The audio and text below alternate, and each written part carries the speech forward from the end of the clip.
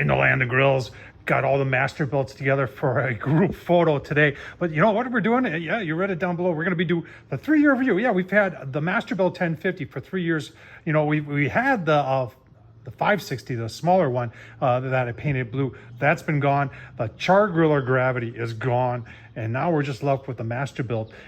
We've got the portable there, we've got the auto ignite over there, and we got the big dog, the 1050 there. And I hope to get some other ones coming in. That's a tease that something else is coming down the line that we're going to be reviewing. But you know, a lot of people just do reviews. I like to do reviews and then keep on coming back to it. Like I said, a 3-year review of the Masterbuilt 1050. Let's get started. All right, let's get started. And the first thing you look and you see, well, Tom, I'm not aware of any orange ones. Well, I did paint it like I painted my other ones. I like to customize some of my grills a little bit. Color doesn't improve the way it cooks, obviously, but it makes it look cool. And if you want to know how I did, I'll leave the video down below how I did it. I'll also leave the original review I did of the Masterbuilt 1050. We also added that temp probe right there. You're looking at the front tray and you're saying, ooh, that's pretty big. I'll leave a link down below for that. That's LSS Mods sells that. He sells a whole bunch of other mods too. That's pretty cool on this grill. Or well, let's start with the price. And right now, and I'm just using Home Depot as where you could get this from. Right now at Home Depot, this is going for 900 bucks. I think a lot of people are gravitating toward this mod right here. Like I said, I'll leave a link down below to LSS Mods. That one, in my opinion, is a must-have. And I don't know why they put so narrow of shelves. Maybe from a safety standpoint, they don't want people sitting on it. Afraid you might tip it over. But of all the mods that are on this grill, that is probably my favorite. Now, I've also included the one on the back that controls the smoke a little bit better. That's not a must-have. That's kind of more of a convenience. And then I also have the different charcoal grate down below. And that one I kind of like because it also helps to protect the flap. All right, so let's just take a walk around the grill after 3 years. Now, I do store mine inside. You know that. Everything of mine gets stored inside. No cover on it. They do make covers for it, but it has held up very well. The stand on this, compared to, you know, and I've done reviews before where I always kind of lean toward the char griller, which I still would if they would have done some improvements to it. And one of their improvements that they needed was to make their stand more sturdy. The Masterbuilt stand is heavy duty. And, you know, it is a heavier grill. So they have the front casters, the two bigger wheels. I've had no problem with that. Walking around, we've got the charcoal right there, and I've had no issues with that. The sliders have worked fine over 3 years. In the back, you can see where it's stained from the smoke coming up. You've got your little grease tray down there. No problems with that. The grease tray itself, folks, doesn't have much pitch to it. So if you're not keeping it clean, the nice thing about this, and I call it a bread box design, like this, is that you get 3 levels of cooking in there. And I'm always have a tendency to use a grease tray on the lower and use the top 2 trays for my cooking, and that helps keep the grill clean. All right, sticking with the charcoal hopper and burn chamber down below, I do have one of these plates on there. There's creosote that's on there. And I have, this is a grill that I actually put all wood splits in and burned it. Would I do that again? Probably not. But I would do is put a full split in there and surround it with my B&B charcoal. In fact, B&B is my preferred charcoal of choice to use in there, whether it's lump or whether it's briquettes. Now, we've got one of these shutoffs here. Now, a lot of people complain about these things not working, and I actually bought a spare one in case I ever had to swap one out, but I've never had to do that. So, you know, it's done very well. The gasket on here, you know, that does wear over time, and I do believe they sell a spare for that. So if you needed to replace that, you could. I've had a couple of people comment that their sliders sometimes get stuck. I've had no problems with my sliders, and I believe these are stainless steel. And you know, maybe it's if you're storing it outside, maybe that's the I don't know. But I've had 0 issues with those getting stuck. All right, so down below where your ash bin is, you see I've got some ash in there.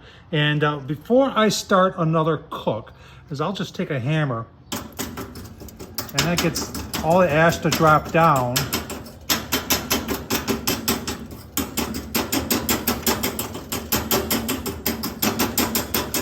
And that just makes the start a lot easier, and you don't have all that ash in there. All right, cleaned up. So the charcoal grate, and like I said, the stock one works, but this one from LSS Mod has that extra piece that bends down. You can see it in the back, and it helps prevent any sparks or anything getting in at your flapper. All right, I've had a lot of questions about this shelf. So from LSS Mods, it's 15 wide, and people have said, well, you can't reach inside with it, and I can reach with my hands all the way in there. So if you got a pair of tongs, you can reach in there just fine. Let's continue on with the inside. All right, so on the inside, and this is one of the biggest things that I like about this grill, is the bread box design, and you have 3 levels of cooking. And it's not like you have just a little warming rack up on top. That warming rack is significant in size. This rack right here, I probably use the most. And then if I'm doing any searing, I'm going to do it down on the cast iron. And I'm a big believer in having the cast iron on these grills, because these grills do a very good job of low and slow, and they can transform from low and slow to hot and fast relatively quick, even with the amount of square inches that are on the inside. So if you're worried about cooking space, well, you got 1,050 of it on the inside of this. So if you're wondering what the little hook there is for and what that hole is there for, there is a rotisserie for this thing. I do have it, and I have used it, made videos about it before. I'm hoping they fixed it. There were some issues with it, and I did a video showing how I fixed it. And I'm sure by now that Masterbuilt's got that figured out. I also use the pizza stone accessory in here, and I still have that because it works very well on that guy right there. All right, with the grates removed, and I'll just make a comment.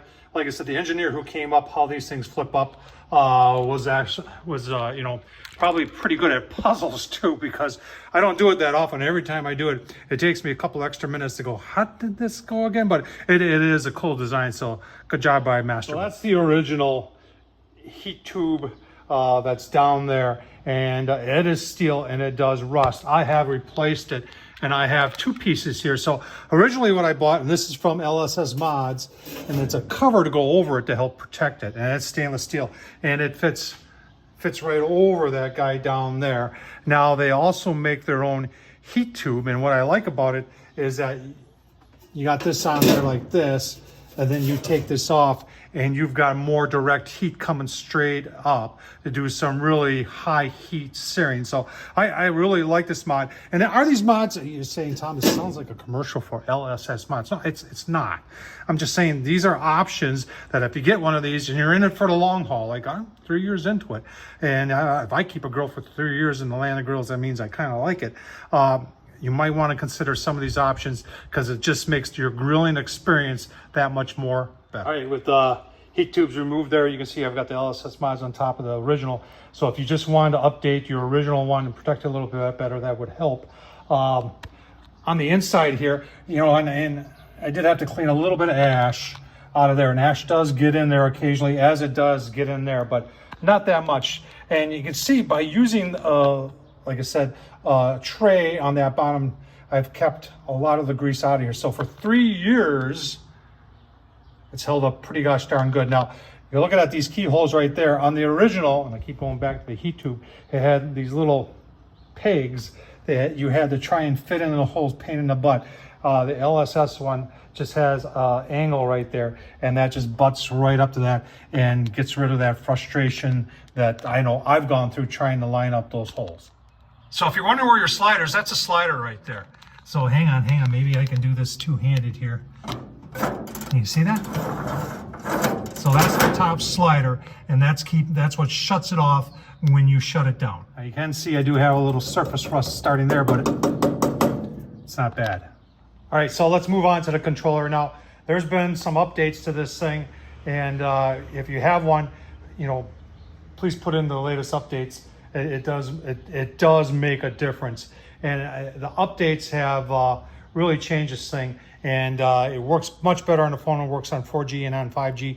In fact, when I turn my grill on, whether it's this one or the auto ignite over there, it automatically comes up on my phone, and I can control it with my phone. And so my hat's off to Masterbuilt. You know, they had some issues very early on in the beginning, but I believe they've rounded the corner on that and doing a much better job with the controller and the ability to hook up to Wi-Fi. All right, you know, some of the other little things like having the 3 tool hooks on the side, I like this little drawer on the back or door on the back is, you know, I've got temp probes in there, and I also have my connection so I can run this off a battery pack, because this is very doable running portable off not even that big of a battery pack, folks. It's not like a pellet grill where you got to worry about having enough juice to get the hot rod going.